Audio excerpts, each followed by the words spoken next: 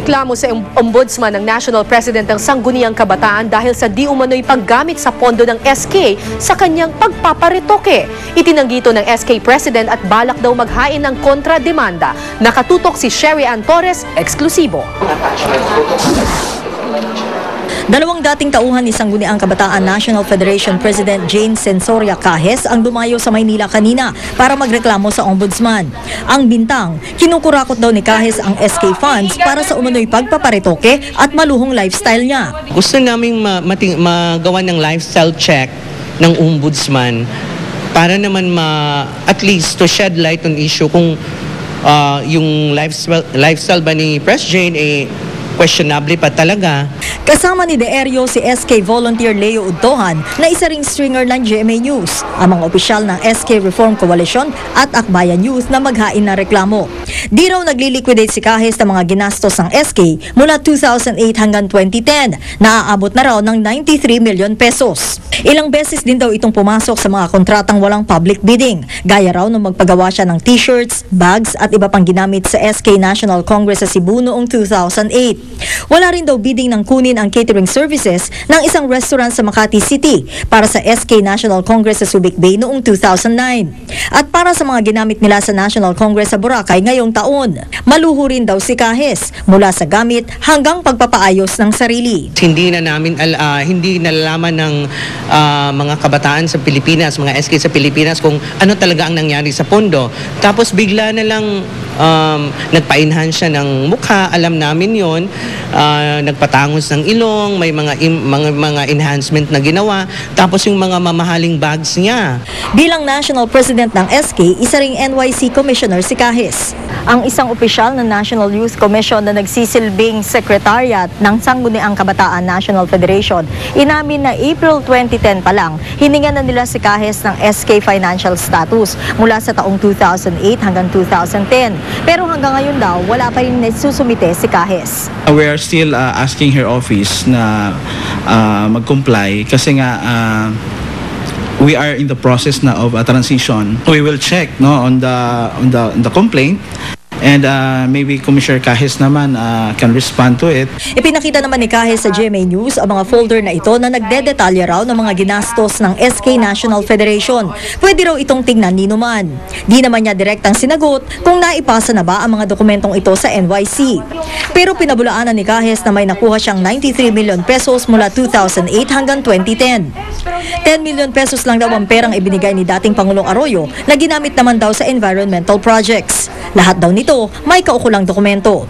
Sagot pa ni Cajes sa issue ng pagpaparetoke gamit ang pera ng bayan. That is a very personal issues. Then they prove talagang below the belt and bastos. Ang kanya-kanyang tao merong right kung anong gusto niyang gawin sa sarili niya. Sumisweldo din naman tayo, Che. Hindi naman tayo palamunin lang kahit saan. And wala pa naman akong asawa. I'm single. Hinamon din ni Cajes ang mga nag-aakusa sa kanya na makipagharap sa kanya at magpakita ng ebidensya. Hindi ako natatakot.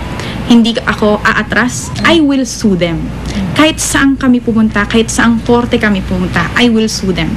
Sherry Ann Torres, nakatutok, 24 oras. 3 tao ang namatay sa San Carlos, Pangasinan nung kasagsagan ng Super Bagyong Juan. Nakatutok si Jiggy Manicad live mula sa Pangasinan.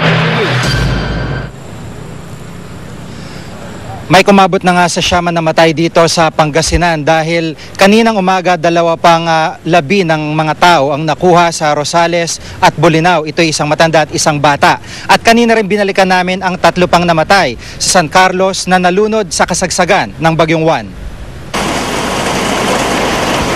Lunes ng gabi nang maramdaman ang super typhoon na si Juan sa Pangasinan. Hanggang Martes, ramdam ang bagsik ng hangin ni Juan. Pero kanina, sa dahan-dahang paglayo nito, unti-unti nang bumabalik sa normal ang buhay ng mga residente sa Pangasinan. Ang mga bata, nakakapaglaro ng muli sa labas. Kalmado na rin ang palaisdaang ikinabubuhay ng karamihan dito.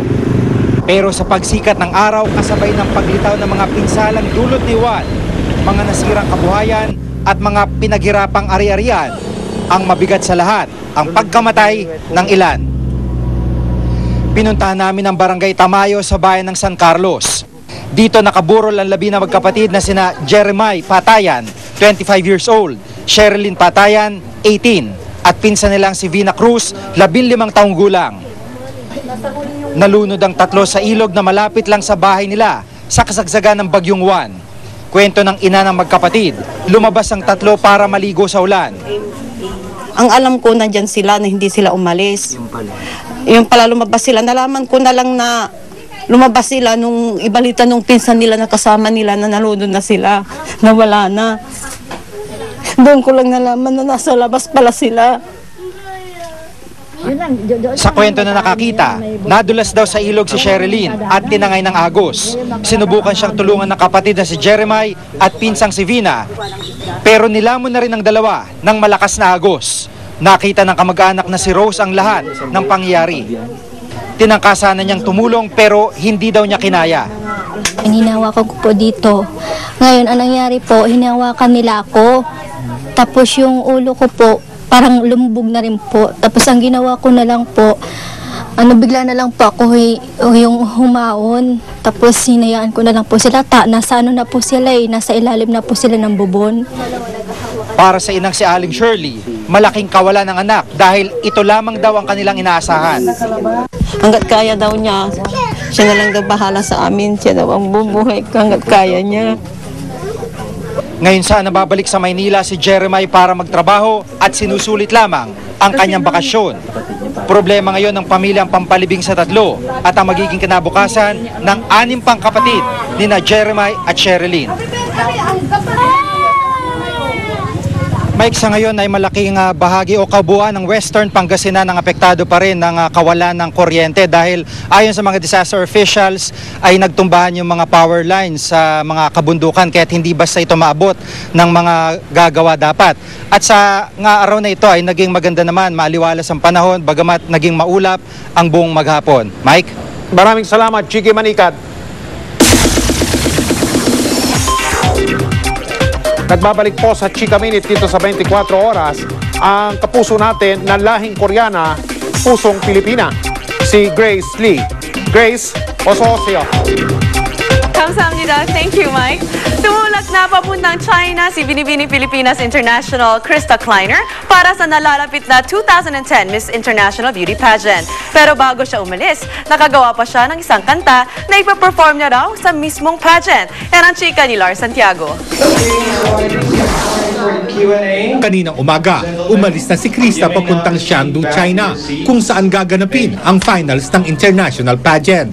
I would say I'm really prepared. I've been working hard and studying as much as I can, preparing really all out for the talent, and Binibini, of course, has been helping me a lot. Present sa send-off ang mga nagmamahal kay Krista, katulad ng kanyang inang si Carmen Kleiner. Naroon din ang mga kapwa Binibining Pilipinas beauties ni Krista sa pangunguna ni Miss Universe 4th runner-up, Venus Ra. Isa naman sa pinaghahandaang mabuti ni Krista ang talent competition na ngayon lang gagawin sa Miss International. Para rito, gumawa si Krista at ang boyfriend niyang si JR ng isang awiting may pamagat na Beauty Queen. At ipinarinig niya ito sa mga dumalo sa send-off.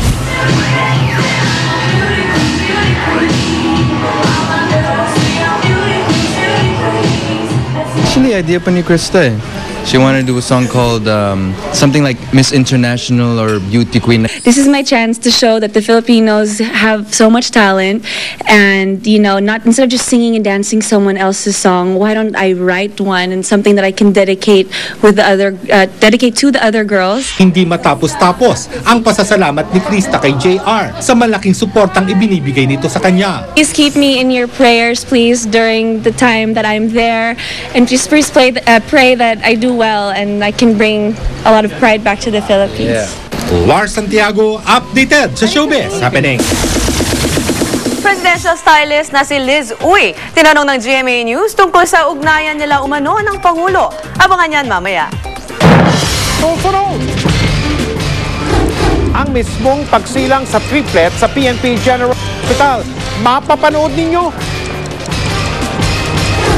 Lalaki na yan sa Amerika na nasunog at nabura ang mukha. Naghahanda na para sa face transplant. Art Evangelista at Dennis Trillo, kinapanayam ang isa't isa tungkol sa kanilang buhay pag-ibig. Mapapanood nyo rin sa pagpapatuloy ng 24 oras.